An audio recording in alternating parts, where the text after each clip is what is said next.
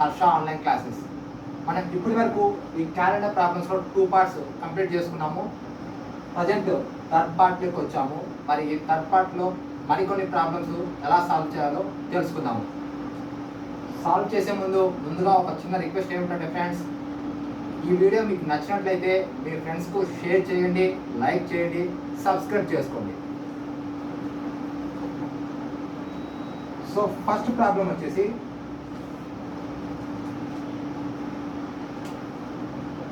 The last day of a century cannot be.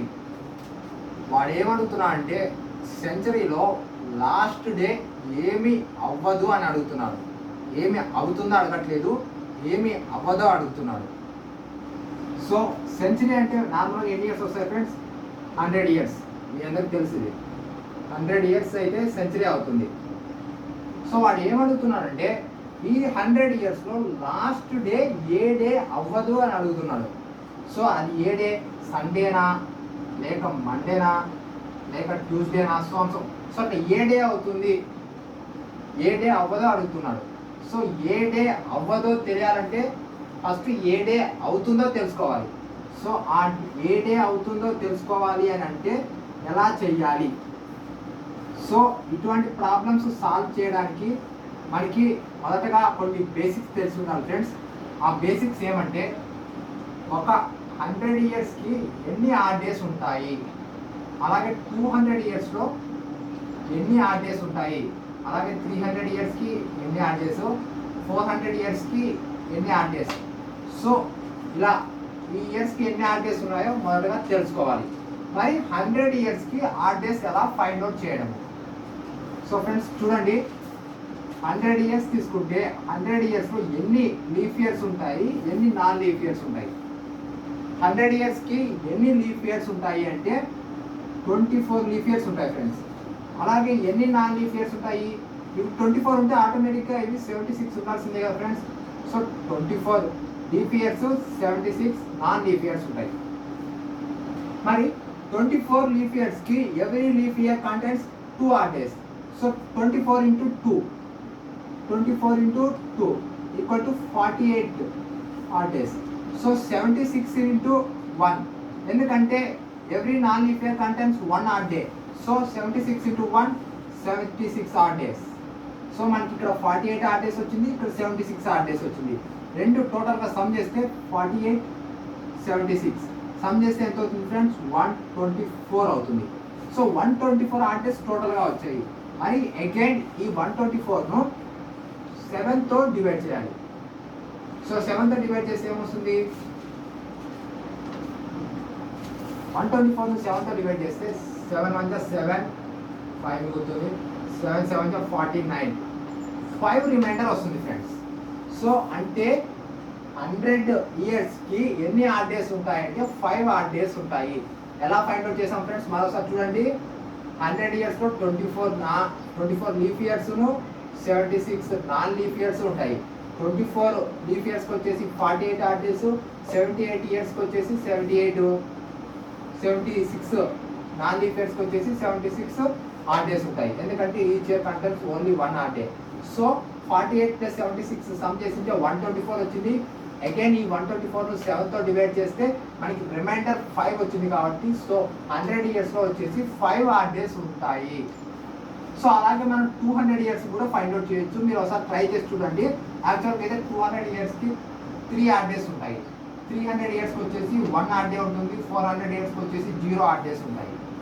So friends ఇది important basics. ఎందుకు 100 ఇయర్స్కి వచ్చేసి 5 ఆడ్ డేస్, 200కి వచ్చేసి 3 ఆడ్ డేస్, 300కి వచ్చేసి 1 ఆడ్ డే, 400కి వచ్చేసి 0 ఆడ్ డేస్. మరి అలాగే రిపీట్ అవుతూ ఉంటుంది.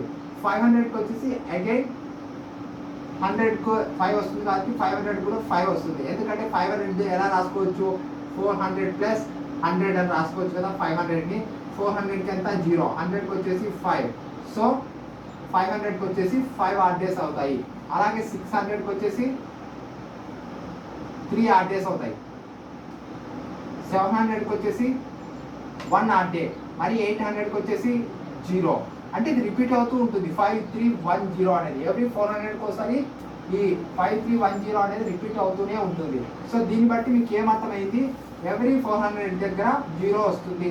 అంటే 400 ఇయర్స్కి 0 వస్తుంది, 800 ఇయర్స్కి 0 వస్తుంది, 1200 ఇయర్స్కి 0 ఆడ్ డేస్. సో ఇవన్నీ ఆడ్ డేస్. అంటే 400 ఇయర్స్లో 0 ఆడ్ డేస్ ఉంటాయి, 800 ఇయర్స్లో 0 ఆడ్ డేస్, 1200 ఇయర్స్లో 0 ఆడ్ డేస్. సో ఇలా ఫ్రెండ్స్ ఈ బేసిక్స్ అనేది ఇంపార్టెంట్. సో ఈ బేసిక్స్ను మనం తీసుకొని ఈ ప్రాబ్లం అనేది సాల్వ్ చేయొచ్చు. సో ఇప్పుడు ఆ ప్రాబ్లమ్ను సాల్వ్ చేద్దాం.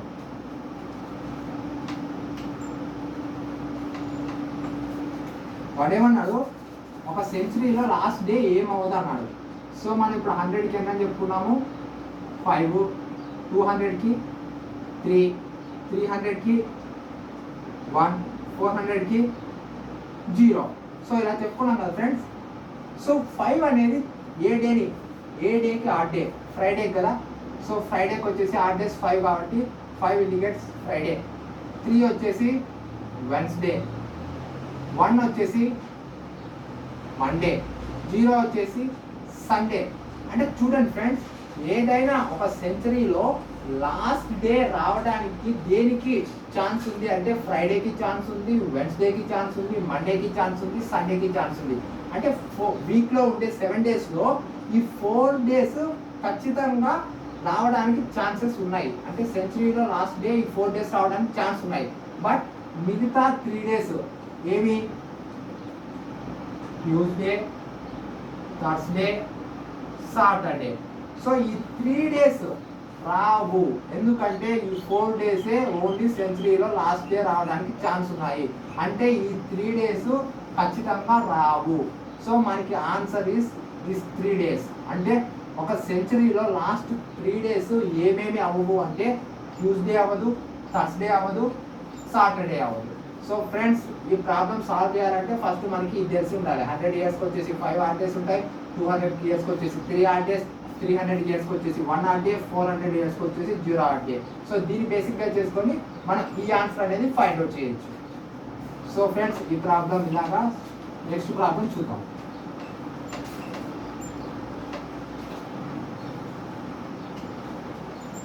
సో నెక్స్ట్ ప్రాబ్లం వాడు ఏమన్నాడంటే, how many days are there in X weeks X days. వాడు ఇక్కడ వీక్స్ ఏమో చెప్పలేదు, డేస్ ఏమో చెప్పలేదు, just X weeks X days అన్నాడు. ఎక్స్ వీక్స్ అలాగే X days. X weeks X డేస్లో ఎన్ని డేస్ ఉంటాయో కనుక్కోమన్నాడు. సో మనకి ఒకవేళ వాడు 7 వీక్స్ అని ఇచ్చి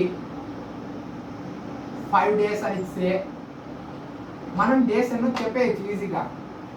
అదే వాడు ఇక్కడ ఎన్ని వీక్సో ఎన్ని డేస్ ఇవ్వలేదు, దాని ప్లేస్లో జస్ట్ ఎక్స్ అని ఇండికేట్ చేశాడు. మరి ఇక్కడ డేస్ ఎలా కనుక్కోవడం? సో ఫ్రెండ్స్ ఇది చేయాలంటే ఫస్ట్ ఇది ఎలా చేస్తామో ఒకసారి చూద్దాము. ఇప్పుడు 7 వీక్స్ 5 డేస్ అన్నారు. దీంట్లో హౌ మెనీ డేస్ అని అడిగితే ఒక వీక్ వచ్చేసి ఎన్ని డేస్ ఉంటాయి ఫ్రెండ్స్? 7 డేస్ కదా. సో ఇక్కడ హౌ మెనీ వీక్స్? 7 వీక్స్ కాబట్టి 7 ఇంటూ 1 వీక్లో వచ్చేసి 7 డేస్ ఉంటాయి. So 7 into 7 plus 5 into 1 day equal to 1. So 7 into 7 ఎంత అవుతుంది? 49 ప్లస్ 5 ఇంటూ 1 5, టోటల్గా 54. సో మనం 7 వీక్స్ 5 డేస్ మొత్తం ఎన్ని డేస్ అంటే 54 డేస్ అని చెప్తాము. సో ఈ ప్రాబ్లం ఎలాగైతే చేసామో సో ఇప్పుడు ఈ ప్రాబ్లం కూడా అలాగే సాల్వ్ చేయడానికి ట్రై చేద్దాం. సో వాడు ఇక్కడ ఏమన్నాడు? ఎక్స్ వీక్స్ అన్నాడు, ఇక్కడ 7 వీక్స్ అన్నాడు. సో ఇక్కడ 7 ప్లస్ ఎక్స్ ఉంది కాబట్టి ఎక్స్ ఇంటూ వీక్స్ అంటే ఎంత? 1 వీక్లో వచ్చేసి 7 డేస్ ఉంటాయి. So X into 7 plus X into days. 5 బదులు ఇక్కడ ఎక్స్ ఉంది ఫ్రెండ్స్ అంతే. సో ఎక్స్ ఇంటూ డే అంటే 1 డే ఈక్వల్ టు 1 కాబట్టి X into 1. So 7 into X 7x plus X into 1 X, 7x plus X equal to 8x. అంటే X weeks X డేస్లో ఎన్ని days ఉంటాయి అంటే 8x డేస్ ఉంటాయి. సో ఫ్రెండ్స్ ఇలాంటి problems వచ్చినప్పుడు మనము ఏదైనా ఒక న్యూమెరికల్ ప్రాబ్లమ్ని మనము తీసుకొని ఆ ప్రాబ్లమ్ని ఎలా అయితే చేస్తామో ఆ ఓరియంటేషన్లో వెళ్తే మనం ఇలాంటి ప్రాబ్లమ్స్కు సాల్వ్ చేయవచ్చు. సో ఎక్స్ వీక్స్ ఎక్స్ డేస్లో ఎన్ని డేస్ ఉంటాయి అంటే 8x డేస్ ఉంటాయి. సో ఫ్రెండ్స్ ఈ ప్రాబ్లం ఇలాగ ఈ most important problem.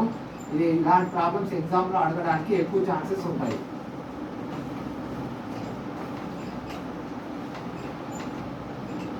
So friends ఇప్పుడు నెక్స్ట్ ప్రాబ్లం చూద్దాము. It was Sunday on January 1st, 2006. What was the day of the week on January 1st, 2010? వాడు ఏమన్నాడంటే 2006 January 1st ఏమన్నాడు, సండే అన్నాడు. అయితే 2010 January 1st కనుక్కోమంటున్నాడు మనల్ని. 2006 January 1st సండే అయితే 2010 January 1st ఏమవుతుందో కనుక్కోమంటున్నాను. మనం ఇలాంటి ప్రాబ్లమ్స్ పార్ట్ 1 వీడియోలో చేసాం ఫ్రెండ్స్. ఫస్ట్ మీకు ఇంకోసారి రివైజ్ అవుతుందని నేను చెప్తున్నాను. 2006 ఉంది కదా, సో మనం 2006ను వదిలేసి 2007 నుంచి తీసుకుంటాం. 2007, 2008, 2009, సో 2010 అప్ టు 2010 వరకు తీసుకుంటాము. 2007 వచ్చేసి నాన్ లీఫ్ ఇయర్ కాబట్టి ఆడ్ డే 1, 2008 లీఫ్ ఇయర్ కాబట్టి ఆడ్ డేస్ 2, 2009కి నాన్ లీఫ్ ఇయర్ కాబట్టి 1 ఆడ్ డే ఉంటుంది, 2010 కూడా 1. టోటల్గా సమ్ చేస్తే 5 వస్తుంది ఫ్రెండ్స్, అంటే 5 odd days. So 2006 January 1st Sunday అయితే 2010 ఏమవుతుందంటే 5 డేస్ తర్వాత, సండే తర్వాత 5 డేస్ అంటే ఏమవుతుంది ఫ్రెండ్స్, అప్పుడు Monday, Tuesday, Wednesday, Thursday, Friday. So answer is Friday. So friends ఇలాంటి ప్రాబ్లమ్స్ ఇలా సాల్వ్ చేయాల్సి ఉంటుంది. మీకు ఆల్రెడీ పార్ట్ 1 వీడియోలో చెప్పాను.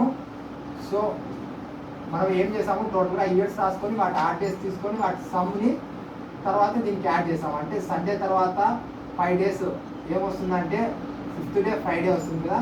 సో అందుకే ఆన్సర్ ఈజ్ ఫ్రైడే.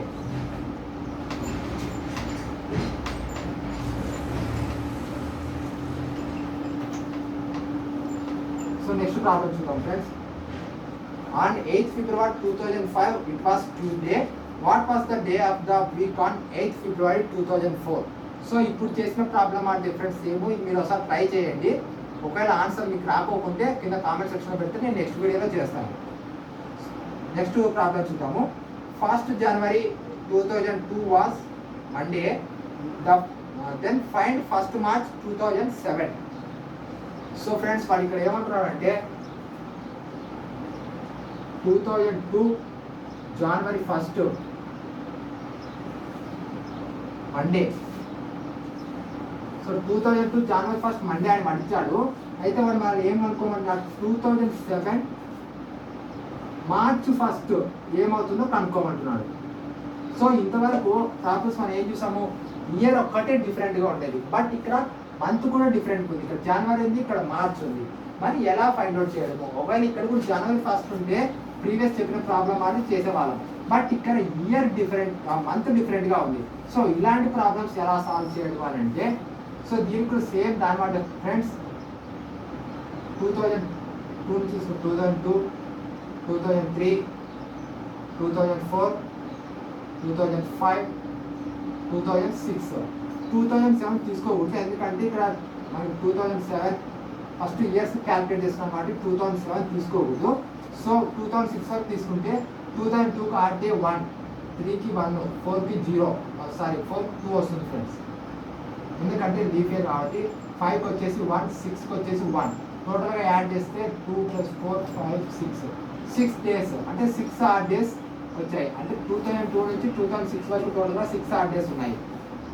మరి అలాగే ఇప్పుడు 2007 మార్చ్ అన్నాడు. సో మార్చ్కు ముందు ఏమేమి వస్తాయి, జనవరి ప్లస్ ఫిబ్రవరి, ఇవి 2 మంత్స్ ముందు వస్తాయి కదా. సో ఈ మంత్స్ యొక్క ఆడ్ డేస్ ఏంటో చూద్దాం. జనవరికి వచ్చేసి 0 అని చెప్పుకున్నాం, ఫిబ్రవరికి వచ్చేసి 3 అని చెప్పాం. టోటల్గా 2 యాడ్ చేస్తే 3 అవుతుంది. ఇక్కడ ఇయర్స్కి వచ్చేసి ఆడ్ డేస్ 6 వచ్చాయి, మంత్స్కి వచ్చేసి 3 వచ్చాయి. సో 2 సమ్ చేస్తే 6 + 3 = 9. సో 9 అని వచ్చింది. 9 ఆడ్ డేస్ ఉంటాయి. బట్ ఈ 9 ఏం చేయాలంటే మరి అగైన్ 7తో డివైడ్ చేయాలి. సో 7తో డివైడ్ చేస్తే 2 రిమైండర్ వస్తుంది, 2 odd days. So 2002 January 1st Monday అయితే 2007 March 1st ఏమవుతుంది అని అంటే 2 ఆడ్ డేస్ కాబట్టి 2 సెకండ్ ఆడ్ డే అనేది ట్యూస్డే సూచిస్తుంది. So answer is Tuesday. So friends 2 వచ్చింది కాబట్టి మనం మండేకి +2 చేసుకోవాలి. మండేకి +2 చేస్తే Wednesday. So answer is Wednesday. So remainder 2 వచ్చింది కాబట్టి మండే తర్వాత 2 డేస్ ఏమవుతాయి? ట్యూస్డే, తర్వాత సెకండ్ డే వచ్చేసి Wednesday. So answer is 2007 March 1 అనేది వెన్స్డే అవుతుంది. సో ఇలాంటి ప్రాబ్లమ్స్ వచ్చినప్పుడు ఈ విధంగా చేయాల్సి ఉంటుంది ఫ్రెండ్స్.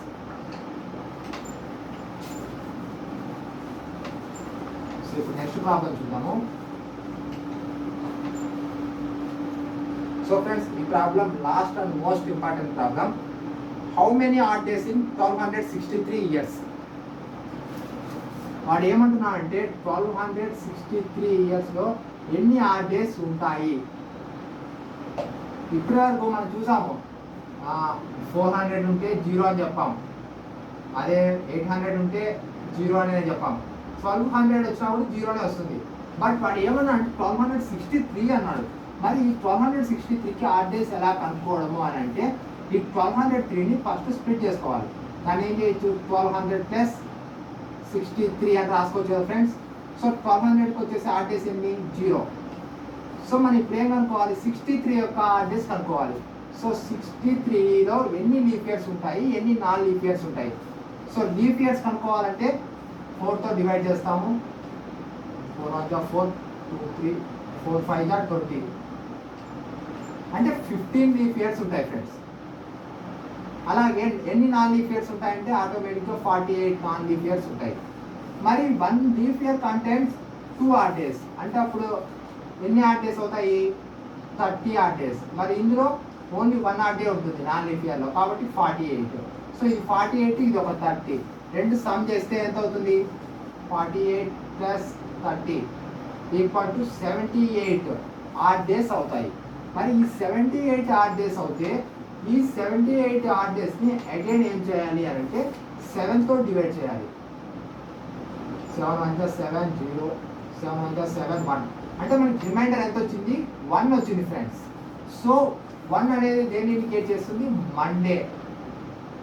కానీ వాడు మనకి ప్రాబ్లంలో వాడు డే ఏమవుతుంది అని అడగలేదు, ఓన్లీ ఎన్ని ఆడ్ డేస్ ఉన్నాయని అడిగాడు. సో ఎన్ని ఆడ్ డేస్ ఉన్నాయంటే 1 ఆడ్ డే ఉంటుంది.